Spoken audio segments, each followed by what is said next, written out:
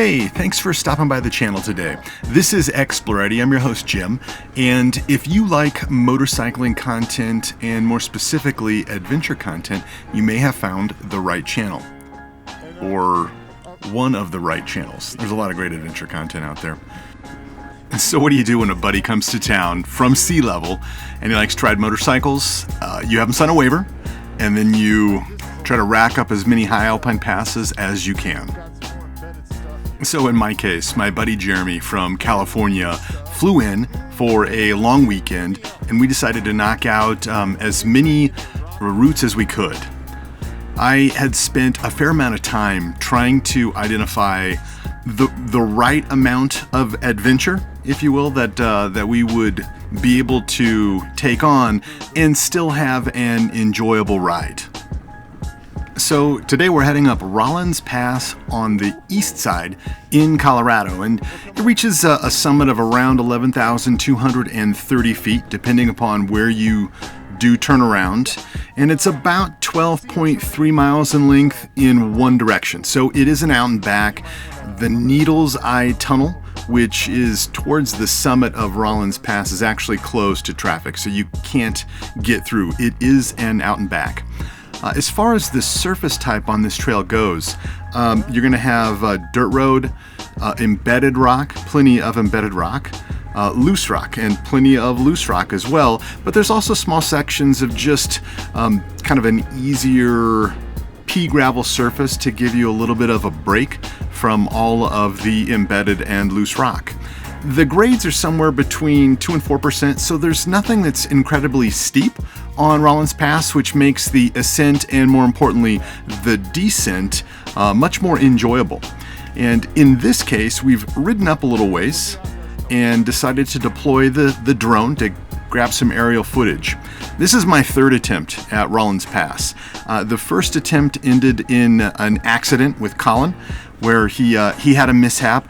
My second attempt earlier this year was met with a snowbank that I couldn't get through. I did try, but to no avail. So we're at a point on Rollins Pass that is brand new to me. I haven't seen any of this before, and you'll notice that as an old railway line, there are rock cuts throughout and grades of 2 to 4%, as I had mentioned earlier. And this route was meant to be a temporary route up and over the Continental Divide, as David Moffat was planning on one of 4 different tunneled routes through the mountains as opposed to over the mountains. And as such, they used some less expensive construction methods like wooden trestles instead of iron trestles, a lot of fill around the perimeter or the edge of the mountain, and a railroad Y or railroad Ys as opposed to turntables.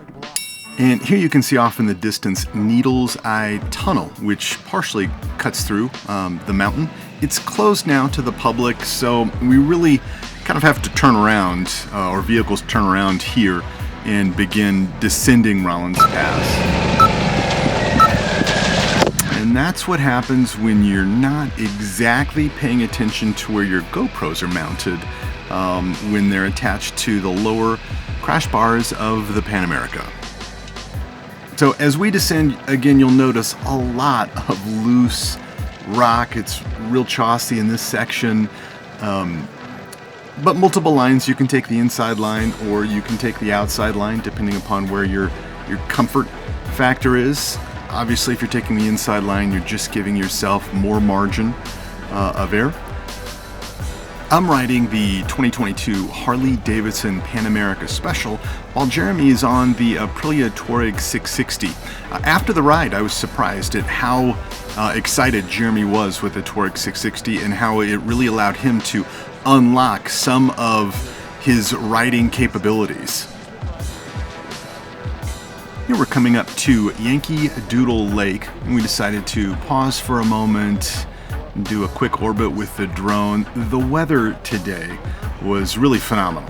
It was a little breezy up at the top, but temps overall were really good. There was not a lot of snow melt going on, and speaking of snow, back at the turn of the last century, most of the upper portions of the rail line were covered in snow sheds. basically wooden structures that went over the rail lines. But even then, trains were often stuck for days at a time while crews cleared snow from the routes. As we pick our way down, Jeremy's taking the lead here, and again, you'll notice just a mix of embedded and loose rock with just a little bit of water here and there. So there's a little bit of line choice, and there's a little bit of, hey, the suspension's gonna do its job today.